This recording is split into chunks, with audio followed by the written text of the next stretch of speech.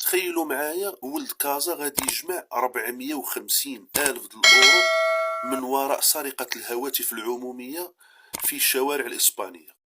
هاد ولد كازا هذا كان كيسرق الهواتف العمومية تقريبا واحد المدة ديال 9 سنين 10 سنين، ما بين 2002 حتى 2011 تقريبا. هذا عاد حبس. وهاد ولد كازا هذا كان عنده الباك وكان قاري في ليتيا وهذا وفي ليستي، يعني كان تكنيك يفهم في الانفورماتيك وفي يعني في لا ميكانيك وفي الالكترونيك وهذا. وهو واحد النهار كيتمشى في ازقه مربيه كيلقى واحد الهاتف عمومي، الغجر مهرسينو وجايبين منه الفلوس. الهاتف طايح في الارض، هزو داه هو للدار عنده. طبعا بقى كيخندش فيه، وهذا لانه هو تقني وكانت عنده عنده الرامينتا ديال الطورنوفيسات وهذا وكذا، لان الحرفه ديالو هذيك. فتح هذاك الهاتف العمومي وعرف لا ديناميكا ديالو، يعني كيفاش كيدخلوا الفلوس وكيفاش كيطيحوا هذا، وصنع واحد الاله كانت كتنزل الفلوس. يعني كيدخل واحد الاله كان كيدخلها في الهواتف العموميه اللي في الشوارع وكيدفعها وكان كيطيح الفلوس. واش كان كيدير؟ هو كانت عنده واحد سيات ايبيزا وكيلبس مزيان، وكان كيمشي ما بين 8 د الليل حتى ل 1 د الليل كيدور على الهواتف العموميه هو في مربيه، هو في مالاغا، هو في ستيبونا وهذا، وكيدير راسو كيهضر مع صاحبته تي كيرو تي امو باش حتى شي واحد ما يشك فيه. وكينزل كيضرب هذيك الاله كيدخلها كطيح ليه الفلوس. ما كيطيح مثلا من هنا 10 اورو، من هذا 10 اورو، من هذا 20 اورو. انتم كتعرفوا الهواتف العموميه كانت مستعمله انذاك، يعني في اوائل 2000 وهذا.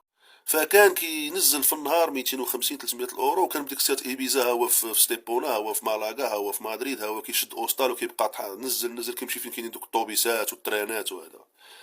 وكان كينزل كان كيجمع تقريبا 9000 اورو في الشهر، 8000 وهذا. وكان كينزل الكازا، كينزل الفلوس الكازا، لانه كان ديما كيكري غير بيت رخيص، وكان ما كيشرب ما كيسهر ما والو. طبعا كان كينزل الفلوس الكازا وكيستثمرهم، كيشري عقارات وهذا وكذا.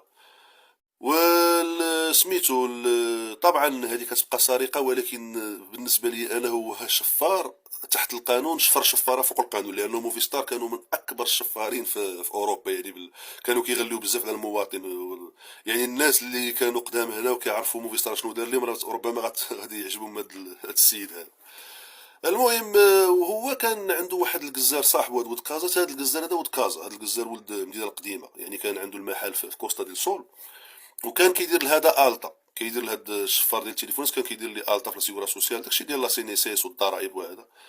وكان طبعا وبقى معاه، بقى كيخلص ليه حتى شد الجنسيه. ود كازا حبس في 2011، حبس هادشي لحقاش ولا هاد السمارت فون وهاد التقنيه ديال الفايبر والايمو هذا، فما بقاوش التليفونات فيهم الفلوس بزاف، هو حبس.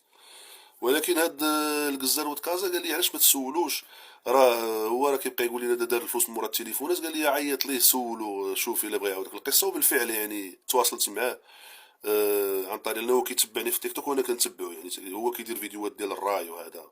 وحكى لي القصه ديالو وبغينا نشاركوها معكم. طبعا يعني منين كتهضر على شي واحد بالاسم ديالو بالعنوان ديالو او كتحط صورته، هنا كتولي اعطاء معلومه. ولكن انت ملي كتعاود القصه بهذه الطريقه هذه كتكون قصه، يعني ما عندهاش علاقه بمعلومات ولا بهذا. وطبعا ما كنستعمل لا فيسبوك ولا يوتيوب، وبغينا نشاركوا معكم هذه القصه العجيبه الغريبه. وتحيه لكم.